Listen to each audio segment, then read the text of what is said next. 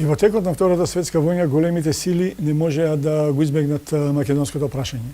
И покрај обидите во почетокот на војната воопшто да не се зборува за македонското прашање, сепак тоа прашање самото по себе изби на површината. Во приквечерието на најголемата и најсуровата војна во историјата на цивилизацијата, германско-советскиот договор за ненапаѓање од 23 август 1939 година ја запечатил судбината на Источна Европа.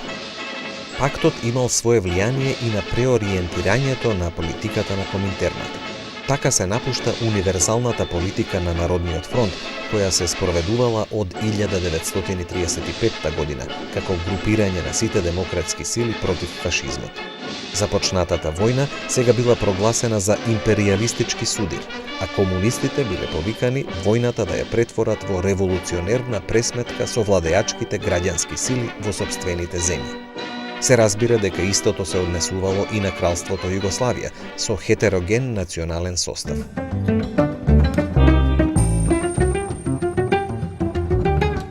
Италија и незините премиери, министри за надворешни работи, постојано ќе инсистираат да се уништи таа творба. Значи, големата држава на другата страна на Јадранското море е заканата за интересите на Италија.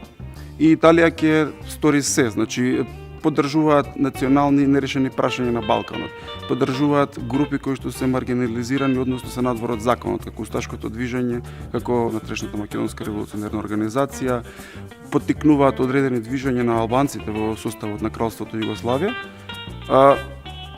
Се до војната со Грција, односно италијанската офанзива преку Албанија во 1940 година, кога Мусолини конечно ќе реши да тргне од другата страна на Јадранското море да го земе тоа што смета дека му припаѓа.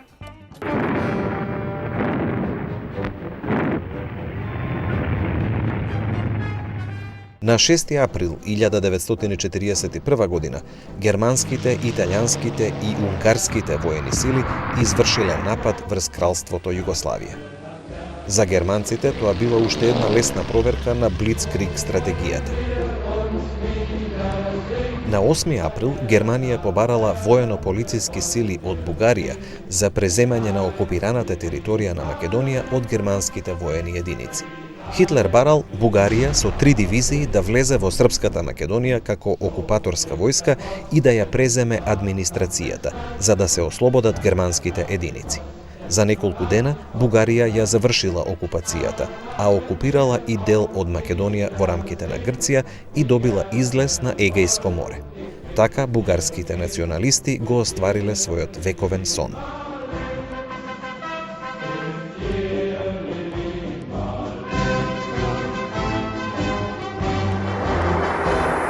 Целият български народ вижда днес да се осъществяват неговите идеали за създаването на една мощна и обединена България от Дунав до Бяло море и от Охрид до Черно море.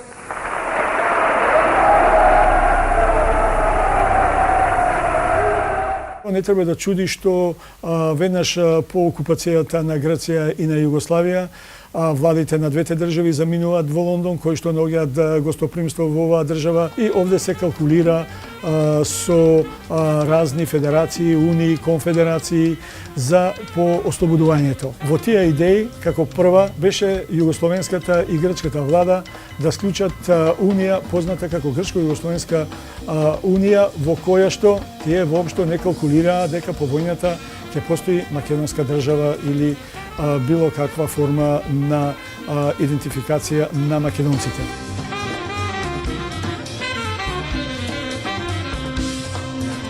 Од 1938 година до 1941 година, до априлската војна, постои една идеја на Велика Британија за создавање на Балкански пакт.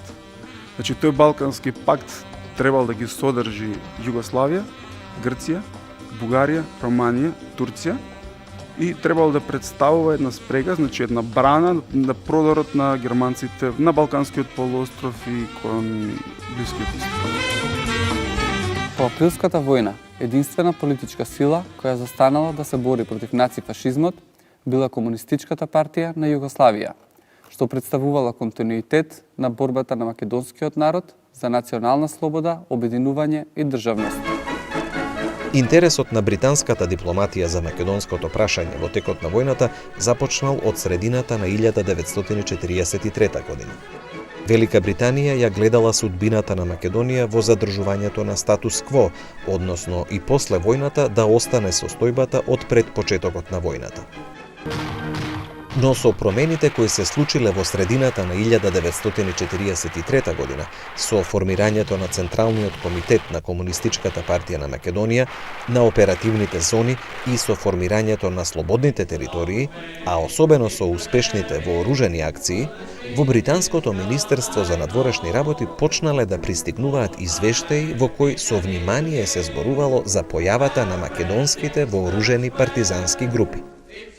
Таа информација за британскиот политички врв била изненадување, бидејќи британците не калкулирале со Македонија и македонскиот народ како фактор кој по војната би можел да биде самостоен и би представувал субјект во политиката на Балканот. Поради тоа, британскиот премиер Винстон Черчил побарал од Министерството за надворешни работи да се направи комплетен извештај за Македонија, а од британската известувачка служба побарал да испрати своји членови за да се запознаат со ситуацијата во Македонија. Јасно дека Черчил не сакал македонското прашање да му ги поремети неговите дотогашни планови за повоено уредување на Балканот. Целата таа идеја, Вардарскиот дел на Македонија да биде пиемонт на обединувањето на трите делови на Македонија, ќе представува нешто од што британците многу ќе се плашат. За британците создавање на една јужно-словенска федерација, составена од Кралството Југославија и Бугарија, би значило крај на нивните интереси на Балканскиот полуостров, заради тоа што тие сметаат дека Грција ќе биде изолирана во целост и дека патот на комунизмот при освојување на власта во Грција би бил многу поедноставен. По направените анализи, британската надворешна политика спрема Македонија била поставена против два непријатела. Прво, против идејата за формирање на Јужнословенска федерација и второ, против идејата за формирање на самостојна и обединета Македонија. По заземањето на овој став, британците на Македонија гледале единствено како јаболко на раздорот. Од членовите на британските воени мисии во Македонија се барало воопшто да не се мешаат во какви било политички дискусии за иднината на Македонија. По италијанската катастрофа Германија ќе мора да интервенира на Балканот и заради таа тој неуспех на италијанците, германците толку жестоко ќе дојдат. Едноставно, според мене, Хитлер да покаже кој е кој во тројниот пакт, односно во нивниот сојуз. Капитулацијата на Италија и бруталната ликвидација на диктаторот Мусолини, освен што беше спектакуларен настан, беше и пресвртен момент во промената на британското држање спрема Македонија. Британските стратези на СОЕ решија да воспостават контакти со народно-ослободителното движење во Македонија кон крајот на 1943 година.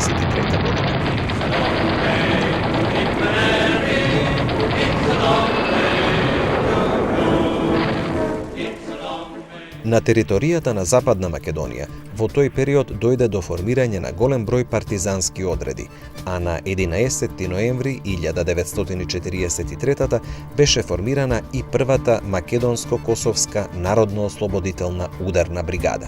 Со тие расположливи воени сили можеше да му се нанесуваат на непријателот удари по должината на Моравско-Вардарската долина, преку која се пренесуваа воени материјали во Солунското пристаниште, а оттаму до сите фронтови на Блискиот и на Средниот Исток.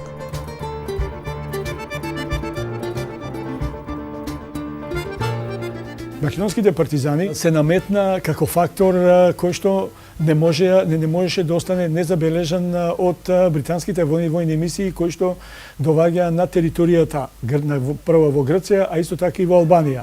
Во септември 1943 во Врховниот штаб на Народно-ослободителната војска на Југославија пристигнува британскиот офицер, бригадирот Фицрой Меклин, личен пријател на Винстон Черчил. Неговите информации ги изфрлиле на површина партизаните, предводени од комунистите, како единствени носители на отпорот. Тие информации резултирале со испраќање на британска воена и материјална помош. Присуството на Меклин имало и уште еден позитивен ефект. Тој побарал во главните штабови и во поголемите единици на сите покрајини во Југославија да се испратат британски воени мисии, кои би можеле да придонесат кон реализирањето на предвидените британски акции. Меклин настојувал да добие одобрување за испраќање на воена мисија и во Македонија, но Јосип Броз Тито тоа го одбивал. Барањата на Фицро и Меклин да бидат испратени воени мисии во Македонија, Тито се спротивставувал во почетокот. Се уште не можеме да најдеме документи поради кои причини, меѓутоа тој не дозволува да во Македонија бидат упатени воени мисии. Првите британски воени мисии во Македонија сепак се спуштиле на 20 септември 1943 во местноста Манастирец на планината Мокра во Албанија. Тоа била мисијата Monkey Ranch, предводена од Џорџ Кваин. Мисијата, непосредно по пристигнувањето, заминала со партизански курири во главниот штаб на Народно-ослободителната војска и партизанските одреди на Македонија, каде пристигнале на 5 октомври 1943. Потоа започнало и пристигнувањето и на првите пратки со воена опрема, санитетски материјал, облека и друго.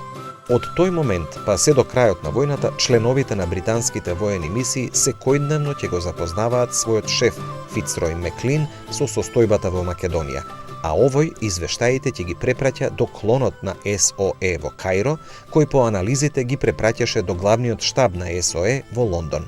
Треба да се има предвид дека британската политика во текот на Втората светска војна била, како што известил Черчил, да го вооружи секој оној кој можел да убива германци, без разлика на нивните политички програми. Аналогно на тоа, таква задача имале и британските мисии на територијата на Македонија.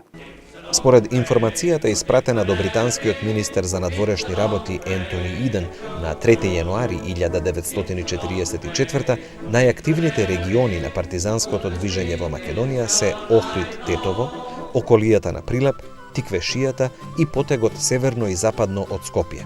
Се укажувало и дека учеството на македонците во антифашистичката војна пред се било мотивирано од нивната желба за отфрлање на странската доминација. Во таа насока, посебно интересни биле обсервациите на капетан Макдоналд. Според него, голема улога во приливот на нови борци играл националниот момент. Тој вели дека македонците пред се биле националисти, а потоа комунисти.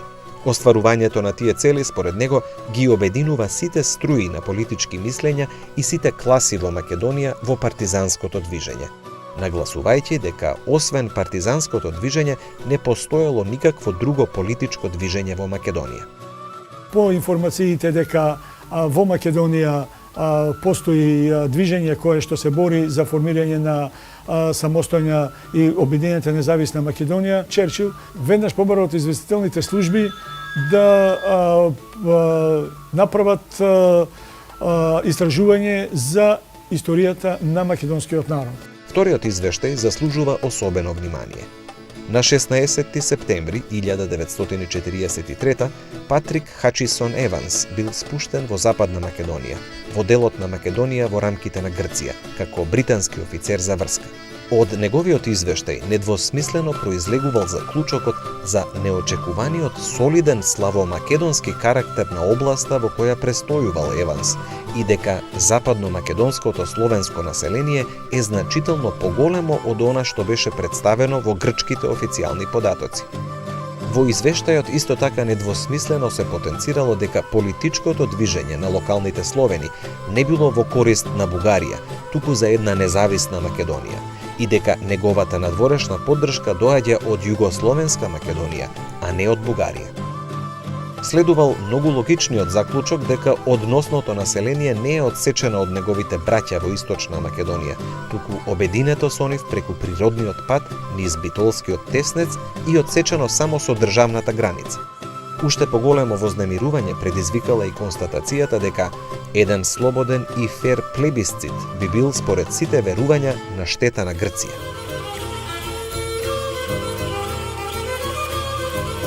Британскиот страв е голем од пансловенската опасност, како што тие именуваат, имајќи во предвид дека ако дојде до некоја федерација на Балканот или конфедерација во кој што би влегле Југославија, Бугарија и Советскиот сојуз би стоел за тоа како комунистичка држава, британскиот страв е дека тие ќе можат да излезат на Егејското море, а со тоа се загрозени нивните интереси. Важноста на овој извештај пред се произлегува од фактот што е напишан од човек кој претходно немал некои поголеми сознанија за Македонија, туку ја прифаќал грчката пропаганда за грчкиот карактер на Македонија. Од тие причини, неговиот извештај представувал салто мортале кој давал сосема друга слика за населението. Целиот овој процес, значи судир на интереси на Балканскиот полуостров и односите помеѓу Македонија и големите сили, ми лече малку на Џорџ Орвел и неговата животинска фарма, она реченица дека сите животни се еднакви, но некои се поеднакви од другите, така и тука на Балканот сите народи се еднакви, но некои се поеднакви од другите. За жал, нас македонците ние не спаѓаме во таа група. Од првиот момент по пристигнувањето, Еванс живеел и слободно се движел, вели, меѓу македонците кои го примиле и му верувале. Извештајот во основа ги отфрлал грчките статистички податоци за непостоење на македонци во Грција. А уште повеќе, тој бил своевиден доказ за неуспешните обиди на грчката држава да ги асимилира и денационализира македонците. И покрај напорите на грчката држава од 1913 година, Еванс ке забележи дека македонците останале македонци и македонскиот јазик останал домашен јазик на полето, на селските улици и пазарот, а наспроти тоа грчкиот јазик се смета скоро за странски јазик. На грците не им се верува ништо. Се сметаат во целосна смисла на зборот како странци. Неговата констатација била дека регионот е природно словенски, а не грчки. Еванс, како добар аналитичар, забележал дека македонскиот народ во тој дел на Грција и покрај теророт, кој бил преземен од страна на представниците на државната власт, јасно го дефинирал својот македонски идентитет. За него немало никакво двоумење или колебање дека жителите не се ниту грци, не се ниту бугари, срби или хрвати. Тие се македонци. Нивниот македонизам не е вештачки, тоа е природно, спонтано и длабоко всадено чувство кое почнува уште во детството, како и сите други патриотизми. Исто така, тој ја забележал и македонската освестеност, која оди подалеку од локалниот патриотизам и нивните тежнења насочени кон слободна и обединета Македонија. Според него, фактот за непостоењето на една независна македонска држава е една од грешките или лапсусите на историјата. Одржување на слободен и фер плебисцит во сите територии би резултирало со формирање на слободна Македонија, со што би се анулирале грешките или лапсусите на историјата. Заради тој факт толку масовно македонците во трите делови на Македонија, поделена Македонија, толку масовно се вклучуваат во тие организации на отпор, односно да се борат против германските, бугарските сили и италијанските тука во Македонија. Реалист по природа, Еванс заклучил дека и покрај желбата за обединување на македонците, такво нешто не може да екзистира и дека тоа е непожелно. Прагмата морала да го преземе местото на правото на македонците на обединување. Настојувањата за обединување би биле загушени со сила од грците. Претензиите на македонците кон Солун би го предизвикале бесот на грците, што би резултирало со жестока крвава војна од која не би произлегло ништо добро.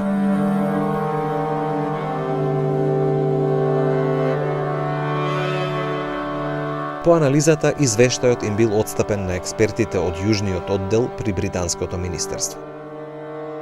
Повеќе не постоело никакво сомневање дека британскиот политички естаблишмент ќе треба да му посвети посебно внимание на активирањето на за нив низ историјата познатото македонско прашање, кое представувало реална опасност за нарушување на британските интереси на Балканот. Британската загриженост пред се произлегувала од сознанието за советската инволвираност во преговорите за Југословенско-Бугарска федерација. Тие биле потполно свесни за зависноста на бугарскиот политички врв од политиката на Москва. Пред излегувањето на Бугарија од Тројниот пакт, кога веќе се насетува, значи германците насетуваат дека бугарите имаат намера да се повлечат од тој сојуз, започнува една идеја да се реализира која што се вика независна Македонија, односно под патронат на нацистичка Германија, односно лично фирерот Адолф Хитлер. Проектот е наречен Независна Македонија и имаат интенција, односно намера, со авион го носат Ванчо Михајлов од Загреб до Софија па во Скопје, со цел да создаде независна Македонија по примерот на независна држава Хрватска. Кога Ванчо Михајлов пристигнува во Скопје, тоа е првиот декада на месец септември 1944 година, фактички увидува дека силите моментално на теренот во градот Скопје и во Македонија се неповолни, значи ситуацијата е неповолна за создавање на таква држава под медиаторство на Германија и Ванчо Михајлов значи се откажува и подоцна го напушта Скопје. Британската дипломатска активност за запознавање на Соединетите Американски држави и на Советскиот сојуз со нивниот став за македонскиот синдром и за Југословенско-бугарската федерација започнала кон крајот на декември 1944 година. На двете влади им бил предочен фактот за британското прифаќање на федерација во која би влегле сите балкански држави, словенски и несловенски, без фаворизирање на која било од нив, а во ниту еден случај не би прифатиле федерација само помеѓу Југославија и Бугарија, од едноставна причина што таквата федерација ќе ја изолира Грција. Дополнително, тие ја нагласиле и можноста Бугарија на тој начин да ги избегне последиците што требало да ги сноси поради учеството во двете светски војни на страната на Германија. Се покажало дека и Соединетите Американски држави го јаваат истиот коњ со британците.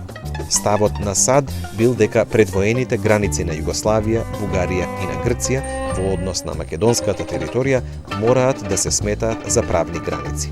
Ревизијата на тие граници била можна само во случај на согласност на сите заинтересирани народи и со меѓународна потврда како дел од општиот мировен договор.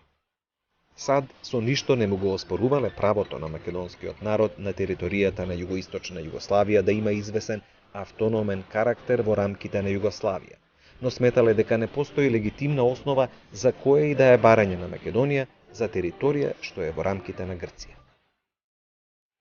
Черчил е човекот кој што знаеше што сака, што прави и како да дојде до реализирањето на тоа што го имаше замислено уште на почетокот. Значи, обединувањето на Македонија во рамките на Југославија беше трн во окото на сите балкански држави и на големите сили.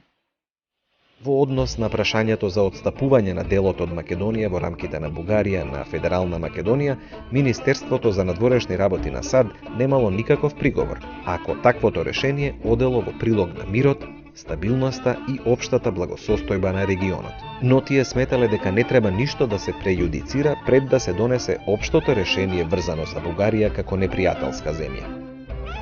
Министерството за надворешни работи на САД зазело негативен став кон формирањето на Југословенско-бугарска федерација. Тие сметале дека таквата федерација повеќе би представувала пречка отколку фактор на стабилност во југоисточна Европа, бидејќи соседните несловенски држави, вклучувајќи ја и Турција, тоа би го сметале како опасност за нивната безбедност.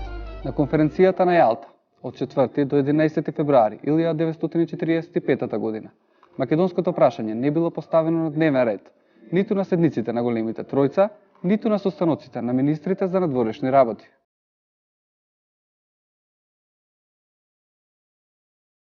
Ставот за обединувањето на Македонија и за Балканската федерација, САД и Велика Британија го донале уште пред почетокот на конференцијата на Јалта.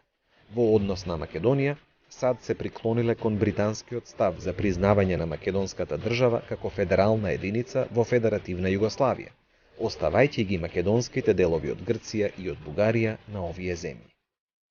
И затоа ставот на британците е никаква обединување и формирање на самостојна и независна македонска држава. По конференцијата на Јалта, британската дипломатија не била задоволна од развојот на настаните за создавање на Југословенско-бугарската федерација. Британското министерство за надворешни работи било загрижено поради отсуството на одговор на бугарската влада во однос на таа федерација, но исто така и поради отсуството на одговор од страна на Советскиот сојуз во врска со прашањето за голема Македонија. Она што било сосема сигурно во круговите на двете сојузнички влади било дека конците во таа игра ги влечел Советскиот сојуз. Тоа сознание барало непосредна акција. Соединетите американски држави стапиле во дипломатска акција во март 1945 година со врачување на меморандум на југословенскиот представник во Вашингтон Иван Франгеш. Во меморандумот бил прецизиран ставот на САД во однос на текот на преговорите за југословенско-бугарскиот договор за сојуз и взаемна помош. Нивниот цврст став дека нема благонаклоно да гледаат кон склучување на таков пакт во овој момент бил проследен и до владите на Советскиот сојуз и на Велика Британија. Британскиот амбасадор во Советскиот сојуз, Кер, сосема отворено побарал советската влада да се изјасни во однос на идејата за голема Македонија. Чекорот направен со одвојувањето на британската политика од Југославија и прифаќањето на политиката држи цврсто во Грција, во центарот на британскиот интерес ја стави Македонија, од каде таа ја гледала главната опасност за незините интереси. Според нивните анализи, македонското политичко раководство се обидувало да действува самостојно, потполно независно од остатокот на југословенската држава. Таквото сознание ги вознемирувало британските политички кругови. Британската загриженост уште повеќе се зголемувала и со сознанието за советската доминација во Југославија. Британците биле решени со сите политички и воени средства да се спротивстават на каква било советска експанзија кон Грција. Ако Велика Британија имала причина да биде загрижена поради постојаните барања за обединување на трите дела на Македонија, по одржувањето на второто заседание на АСНОМ, прашањето за обединување како да било ставено ад акта. Било сосема очигледно дека на македонската политичка сцена се случувале работи кои целосно не биле достапни на пошироката јавност. Британскиот амбасадор Стивенсон ќе извести за комплексната и конфузна состојба во Македонија, предизвикана од нееднодушното прифаќање на федералниот статус на Македонија во рамките на Југославија. Извештајот на Стивенсон бил подкрепен со извештајот на британскиот конзул во Македонија од 31 јули 1945 година, во кој што тој се осврнува на изразените идеи за формирање на една независна Македонија во рамките на Општо Балканска федерација. Сталин е човекот кој што калкулираше, едноставно пред себе ја имаше империалната политика на Русија, освојување на нови територии и присоединување на тие територии кон Советскиот сојуз, бескрупулозна личност која што во реализирањето на своите цели не презаше познато е ниту од убиства, ниту од ништо, само за да дојде до реализирање на својата цел. Советскиот сојуз со својот експанзионизам било сосема очигледно се наоѓал во предност во однос на Велика Британија, не водејќи сметка за британските интереси. Советските пипци полека, но сигурно се стегале околу балканските земји со исклучок на Грција и на Турција. Черчил уште во текот на војната, по завршувањето на војната, кажа дека сега комунизмот е поголема опасност и од фашизмот. Британскиот премиер Винстон Черчил, перфиден политичар и стратег, сосема реално ги оценил своите можности во однос на советскиот рейтинг во Југославија и во Бугарија. Промената на Черчил во однос на Тито настапила по неговото заминување од островот Вис. Од тогаш Черчил престанал да му верува на Тито. Во април 1945, оценувајќи ја советската експанзија како најопасна за британските интереси, Черчил зазел цврст став дека отстапувањето на туѓи територии можело да се врши само на мировни конференции, бидејќи неконтролираните договори и преговори не би можеле да го спречат руското навлегување во Централна и Западна Европа. Со констатацијата за фрлање на Југославија со цело срце во предградките на Русија, тој бил сосема во право кога укажал на залудноста од понатамошното учество и поднесување на непотребни жртви за Велика Британија. Во играта, која вели тој, ја губиме. Тој сосема реално расудувал дека ништо не може да ја извлече Југославија од руската преграда. Врз основа на таа реалност на состојбите во Југославија, во втората половина на 1945 година, Черчил ја зацртал британската политика кон Југославија. Таа требало да се одвива во правец на одвојување од Југославија и зацврстување на односите со Грција. Велика Британија доследно се држала до оваа политика се до март 1947 година, кога одговорноста за Грција ја презеле САД.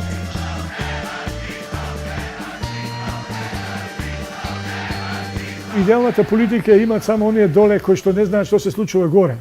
Тие горе знаат што прават, меѓутоа ги користат овие доле како идеалисти да одат и да се борат, а тие више горе ја средиле работата и гледат преку тоа да ги реализираат своите интереси. Тоа се случува со македонците.